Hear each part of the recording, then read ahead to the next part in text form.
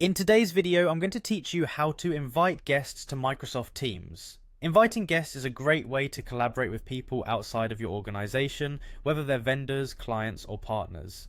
So let's walk through the process step by step and make sure you're comfortable with every part of it.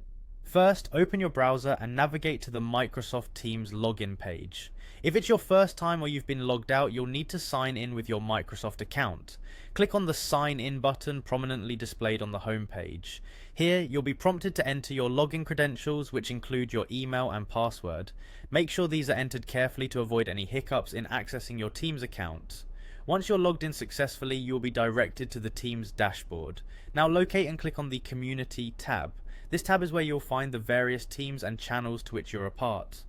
Communities in Teams serve as spaces where all the magic of collaboration happens, and this is where you'll manage your guest invitations. After clicking on Community, you'll need to look for the Invite People option. Clicking this will open a new window where you can start the process of inviting your guests. It's as simple as it sounds and brings up a user-friendly interface for entering guest details. Now it's time to enter the details of the person you'd like to invite. In the provided field, type in the email address or phone number of your guest. Be sure to double check these details for accuracy, as the invitation won't reach the intended guest if there's a typo.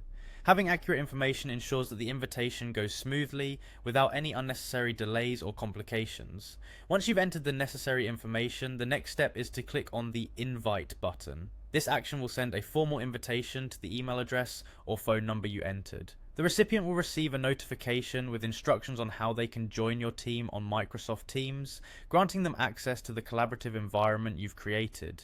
And that's it, you have successfully invited a guest to your Microsoft Teams account.